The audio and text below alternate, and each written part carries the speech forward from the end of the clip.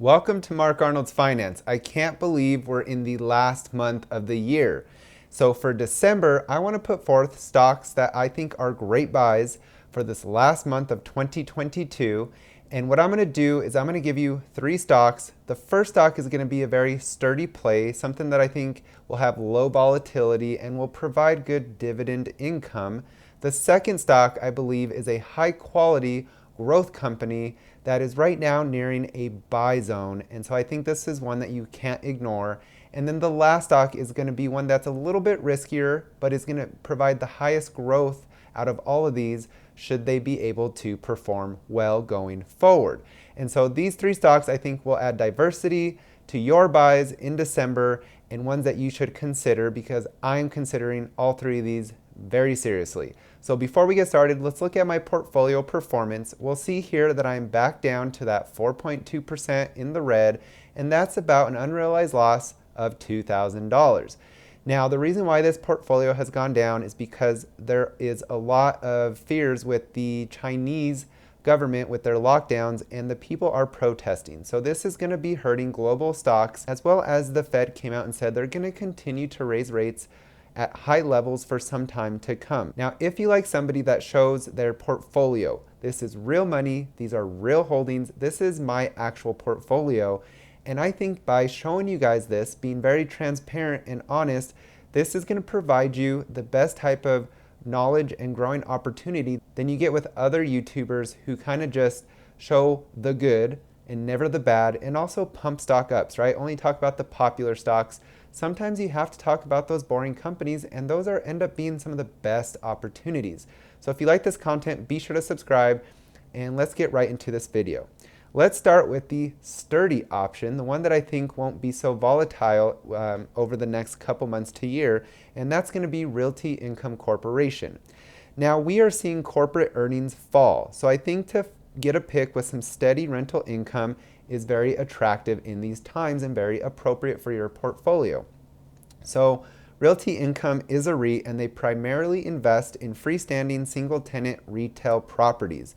And they include properties like Walgreens, Dollar General, FedEx, and you know a company like Dollar General is going to do really well during a possible recession or hard economic times, which is good for O.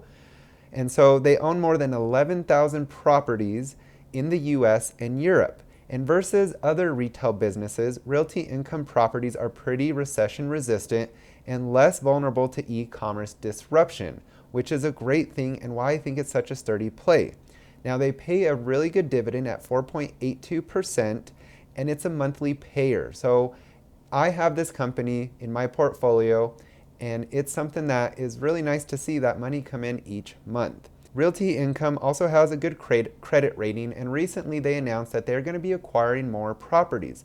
And what I like about this is instead of just sitting back and letting property values fall, they're going out and they're buying properties. And what this is going to do, in my opinion, is provide a stronger future for this company and better returns for us investors, which is why I think it's good to buy this company right now. Now, if we look at their stock chart, we will see that they have gone down year to date about 13.29%.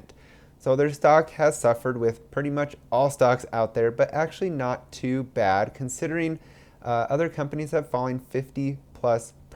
So again, there's that sturdiness. It's kind of a boring company, and I think it's going to continue to hold up very well and provide good returns in the future. Now, if we look at the metrics of this company, now my metrics are measurements and ratios that I put together that I feel are most important to look at when considering buying a company. So with Realty Income, we'll see that their PE ratio over the trailing 12 months is higher than their 5-year average.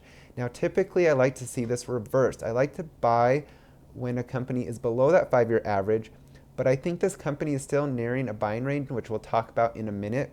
We'll see their earnings have suffered some, but their revenue growth over the trailing 12 months has been awesome. Their operating cash flows over the trailing 12 months have been phenomenal at 99.28%, though their cash flow over the last 5 years has been virtually flat at 2.64%. I think going forward, this is going to increase pretty drastically, especially with them buying more quality properties, this should prove to be good income. Their debt to assets is a little high for my liking, but in these times, if your debt is high due to good investments, like they're buying properties, I think it's completely a accepted thing to do and something that I think will provide great returns for this company in the future.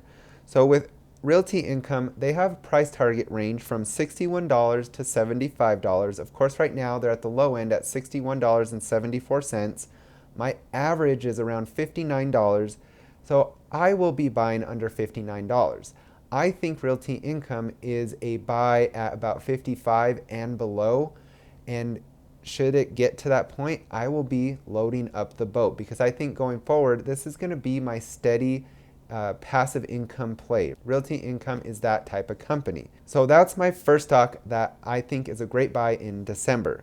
The second stock that I'll be buying in December or would like to buy is Apple. Currently, I do not hold Apple other than in another fund that's a ETF. So with Apple, right now their stock is suffering because of those China lockdown protests that, are sending the stock down currently and probably will for some time to come until that eases up.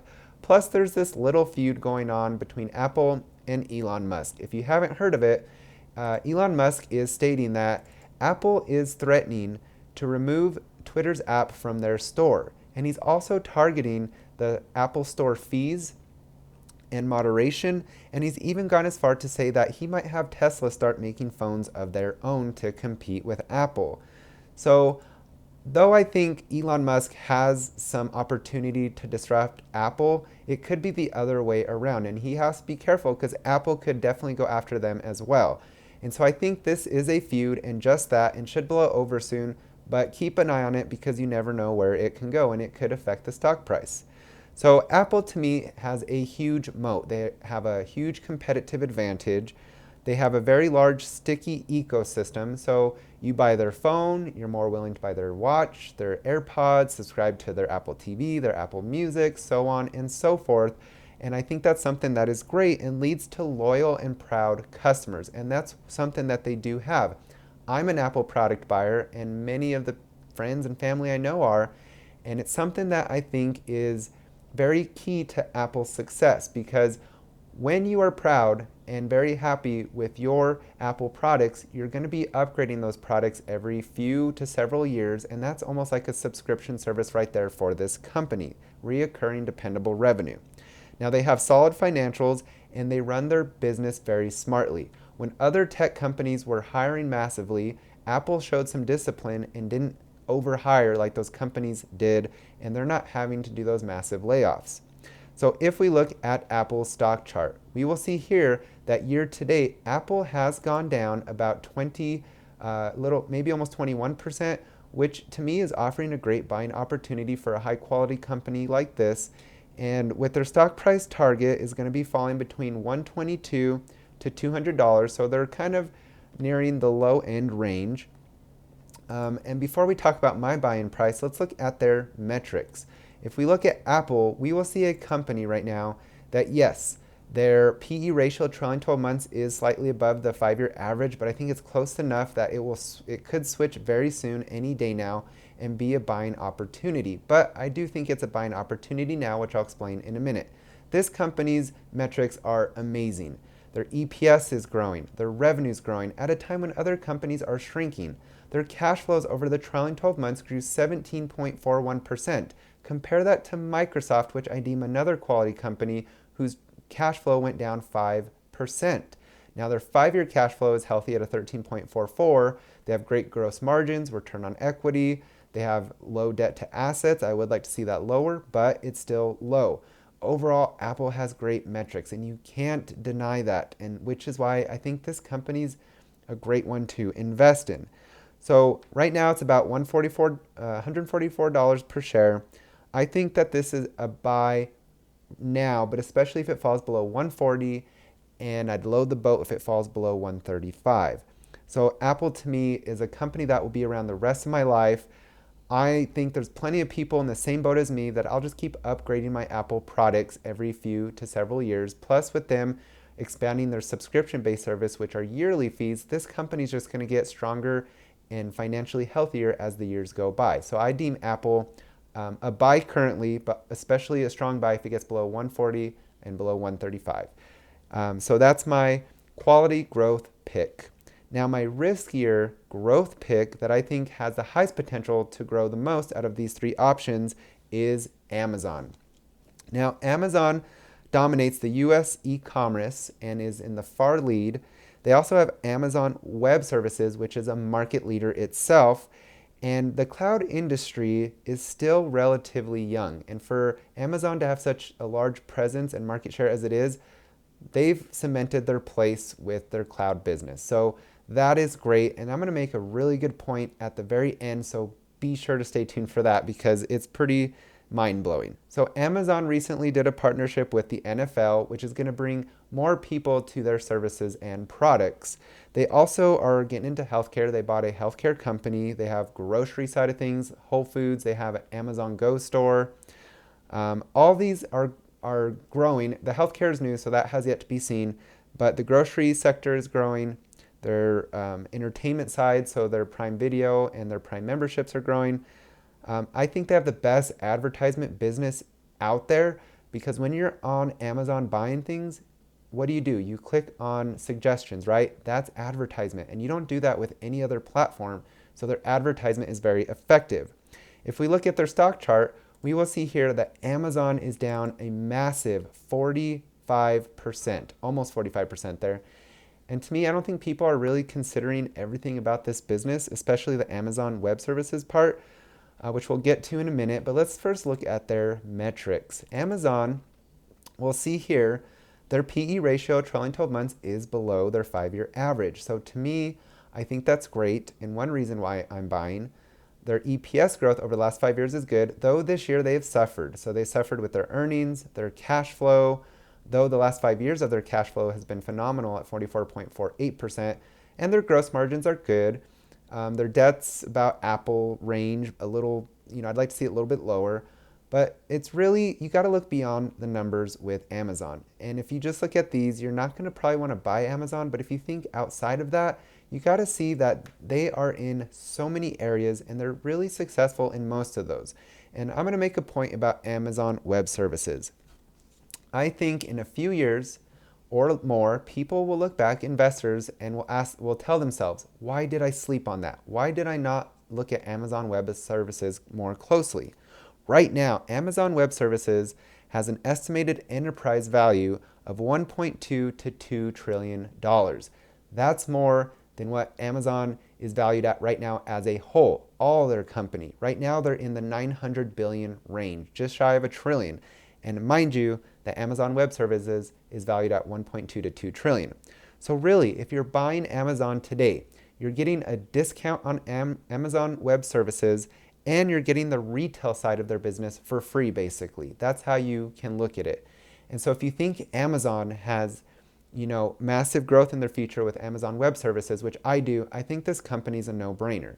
Their retail services is strong. They're a market leader, right, in the e-commerce side of things. And I think that will just continue to be strong and get stronger.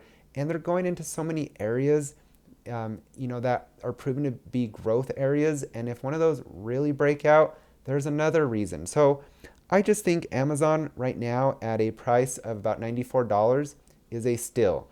My average is about $111, and I think this company is a buy up to about $150.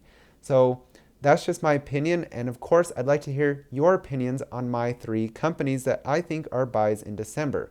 Companies that I'm considering, and that is Realty Income Corporation, Apple, and Amazon. What do you think of these companies? Would these be your 3 picks? If not, what would be your 3 stocks that you'd be buying in December? And I hope this was helpful, this video. I like to do these monthly stock purchasing videos because they're always going to provide some different stocks, some different opportunities, and get us to think outside of our portfolio box, right? And so if you liked my content today, be sure to subscribe. Thank you guys so much for watching, and I hope you have a great day, and we'll see you next time on Mark Arnold's Finance.